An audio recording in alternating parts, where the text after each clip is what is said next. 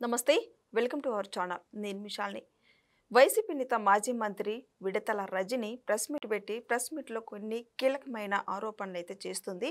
మరి ముఖ్యంగా చూసుకుంటే జగన్మోహన్ రెడ్డి హయాంలో 17 గవర్నమెంట్ మెడికల్ కాలేజీలు శ్రీకారం చుట్టారు. అవి ఇప్పుడు కూటమి ప్రభుత్వం వచ్చిన తర్వాత అవి పక్కన పెట్టేశారు అంటూ విమర్శిస్తుంది విడతల రజని.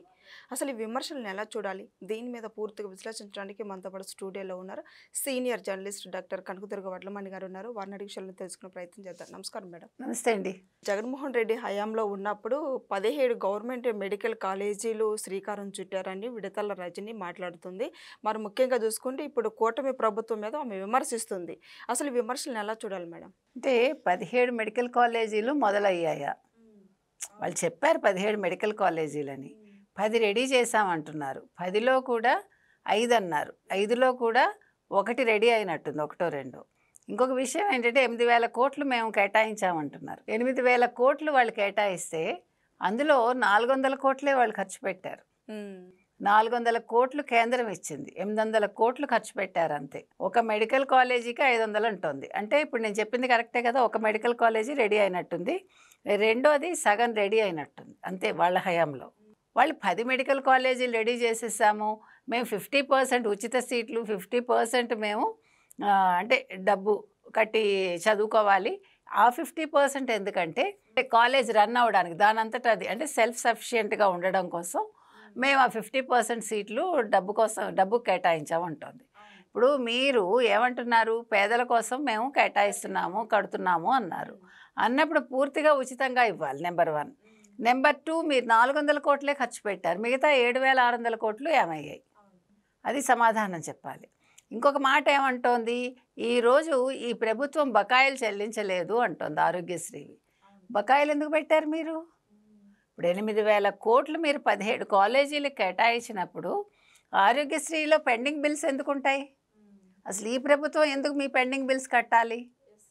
ఇప్పుడు మీరు ప్రతి శాఖలోనూ బిల్స్ పెండింగ్ పెట్టేసి మీ హయాంలో జరిగిన కన్స్ట్రక్షన్స్కి కూడా కాంట్రాక్టర్స్కి మీరు బిల్లులు చెల్లించకుండా 100 మంది కాంట్రాక్టర్లు పులివెందులకు వెళ్ళి ఆ రోజు ధర్నా చేశారు, మీకు గుర్తుందా? జగన్మోహన్ రెడ్డిని అడిగారు మా బిల్లులు మాకు చెల్లించండి అని.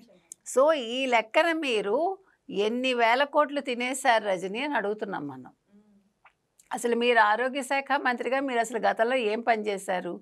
ఏదో క్రషర్ యజమానిని బెదిరించి డబ్బులు తీసుకోవడం, ప్రతి వాళ్ళని బెదిరించడం, మీ సంగతి తేలుస్తానండం, ఇవి తప్ప మీరు దందాలు చేయడంలో ఆరితేరారు తప్ప మీరందరూ. మీరు నిజంగా అసలు పేదల కోసం మీరు లేకపోతే పేదల ఆరోగ్యం కోసం ఎక్కడ పాటుపడ్డారు? వాళ్ళ హయాంలోట ఒక హాస్పిటల్కి వస్తే ఏంటి ఓపీ ఫ్రీట, తర్వాత డాక్టర్ వచ్చి చూసేశాక మళ్ళీ మెడిసిన్స్ ఉచితంగా ఇచ్చేస్తారట. వాళ్ళు ఏదైనా టెస్టులు రాసి టెస్టులు ఫ్రీట, వాళ్ళు మళ్ళా వచ్చినా కూడా ఓపీ ఫ్రీ ఉంటుంది. అంటే ఈ కన్సల్టేషన్ మీదే వాళ్ళు మళ్ళీ ఫ్రీగా రావచ్చుట.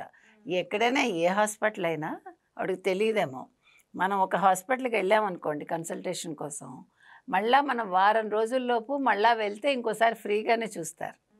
అది వీళ్ళ గొప్పతనం ఏమీ లేదు. మరి గత 5 సంవత్సరాల్లో మెడికల్ కాలేజీలో పేదలు ఎంతోమంది మంచిగా ఉన్నారు, వాళ్ళకి ఆరోగ్యం అందుతా, సాయం వాళ్ళకి అందాల్సింది అందుతూ ఉంది. ఈ కూటమి ప్రభుత్వం వచ్చిన తర్వాత వాళ్ళకి అలాంటిది ఏమి లేకుండా పోయింది, పేదలు చాలా ఇబ్బంది పడుతున్నారని మాట్లాడుతుంది. ఎలా చూడాలి మేడం? అసలు ఏ పేదలకు మీరు చేశారు? ఎంతమంది పేదలకు మీరు ఆరోగ్యం అందించారు? అసలు ఆరోగ్యం మీరు అందించుంటే మరి లిక్కర్ తాగి, మీ కల్తీ లిక్కర్ తాగి 30,000 మంది ఎలా చనిపోయారు? మరి వాళ్ళందరూ బతకాలి కదా, ఇంత ఫ్రీ మెడికేషన్ ఇచ్చేటప్పుడు. వాళ్ళు ఇన్ని మెడికల్ కాలేజీలు రెడీ అయిపోయి ఉంటే 10 మెడికల్ కాలేజీలు రెడీ చేసేసాము, ఇంకో 7 మెడికల్ కాలేజీలు మేము ఇప్పుడు వస్తే చేసేద్దాం అనుకుంటున్నాం అంటున్నారు. మీరు 5 ఏళ్లలో మీరు పూర్తి చేయలేదు, కానీ మళ్ళీ వచ్చేస్తే మళ్ళీ పూర్తి చేసేస్తారు. మీరేమో లిక్కర్ తోటి చచ్చిపోయిన వాళ్ళు ఎవరిని బతికించలేదు. మరి ఏ పేదలు మీరు బతికించారు విడుదల రజనీ గారు? ఆవిడ సమాధానం చెప్పాలి కదా. అంటే మనం ఏదైనా చెప్తే కొంచెం నిజం ఉండాలి. మేము మళ్ళా వస్తాము. ఇప్పుడు నిన్నను పీపీపీ ఆ ప్రోగ్రాము అనౌన్స్ చేశారు క్యాబినెట్లో చంద్రబాబు నాయుడు గారు వీళ్ళు. సో అంటే పబ్లిక్ అండ్ ప్రైవేట్ వాళ్ళ కలిసి పనిచేస్తారనమాట. ఆ విధంగా తీసుకొచ్చారు విధానం. ఇప్పుడు దాని మీద వీళ్ళు ప్రశ్నిస్తున్నారు. జగన్మోహన్ రెడ్డి ప్రశ్నించాడు, ఏం ప్రశ్నించాడో మనకు తెలియదు. అంటే వీళ్ళు ప్రశ్నిస్తే మన సమాధానం ఇవ్వాలా? ముందు మిమ్మల్ని మేము ప్రశ్నిస్తున్నాం. మీరు చేసిన అక్రమాల గురించి మాట్లాడండి, అవినీతుల గురించి మాట్లాడండి, స్కాముల గురించి మాట్లాడండి. మీ హయాంలో మీరు ఎంతమంది పేదలకు ఉచితంగా ఇచ్చారు? మీ హయాంలో ఇంతమంది కల్తీ లిక్కర్ తాగి ఎందుకు చచ్చిపోయారు? వీటికి సమాధానం ముందు చెప్పండి. అంటే నేను అనేది అసలు ఇవాళ విడుదల రజని ఏ మొహం పెట్టుకుని వచ్చి మాట్లాడతారు ఆవిడ? అందరి మీద స్కామ్లు ఉన్నాయి కదా. రోజా మీద 119 కోట్లు. అంటే జగనన్న ఇప్పుడు మీ శాఖ గురించి మాట్లాడేటప్పుడు మీరు చేసినట్టు చెప్పాలి తప్ప మీ జగనన్న చేశాడంటే ఇంక మీరెందుకు ఉన్నారు అక్కడ? ఇప్పుడు జగన్మోహన్ రెడ్డి అన్ని శాఖలు నిర్వహిస్తారండి. అప్పుడు ఈ ఎమ్మెల్యేలు ఎందుకు గెలవడం? అసలు వీళ్ళెందుకు మంత్రులు అవ్వడము? వీళ్ళెందుకు ఇన్ని కోట్లు ఖర్చు పెట్టుకుని మళ్ళీ ఇవన్నీ అవసరమా? ఒక్క ముఖ్యమంత్రి మొత్తం అన్ని శాఖలు నిర్వహిస్తే ఇంకా అసలు ఎమ్మెల్యేలు అక్కర్లా. ఇప్పుడు మనం చూసుకుంటే అలాగే ఉంది వాళ్ళ పరిస్థితి, వైసీపీ పరిస్థితి. అసలు ఈ 151 మంది పైన సజ్జలు కదా, కాబట్టి ఒక సజ్జల ఉంటే అసలు ఈయన ముఖ్యమంత్రిగా కూడా జగన్మోహన్ రెడ్డి అక్కర్లా కదా. భారతిరెడ్డి తరఫున సజ్జలు ఒక్కడు చాలు, మొత్తం అన్ని శాఖలు చుట్టేస్తాడు ఆయన, మొత్తం అందరి తరఫున ఆయన మాట్లాడేస్తాడు. కాబట్టి అసలు ముఖ్యమంత్రిగా అప్పుడు జగన్మోహన్ రెడ్డిని కూడా పెట్టి ఉండక్కర్లా. అంటే ఇవన్నీ వాళ్ళు చెప్తున్న మాటలు అసలు మనకు అర్థం కావట్లే. సజ్జలు వచ్చి ఎందుకు మాట్లాడతారు? ఆయన ఒక సలహాదారు వచ్చి ఎక్కడైనా ముఖ్యమంత్రి తరఫున మాట్లాడటం మనం చూసామా? ఒక్క వైసీపీ హయాంలో చూసాం మనం. ఇప్పుడు కూడా చూస్తున్నాం. మళ్ళీ వైసీపీ ఓడిపోయాక కూడా జగన్మోహన్ రెడ్డి తరఫున ఒక సజ్జలు వచ్చి మాట్లాడతారు.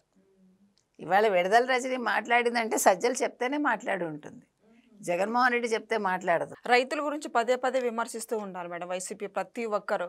అంటే యూరియా లేదు, ఎరువు లేదని విమర్శిస్తున్నారు. నిజంగా ఈ ప్రభుత్వంలో అది లేదని వాళ్ళు అనుకున్న నేపథ్యంలో మీరేమంటారు మేడం?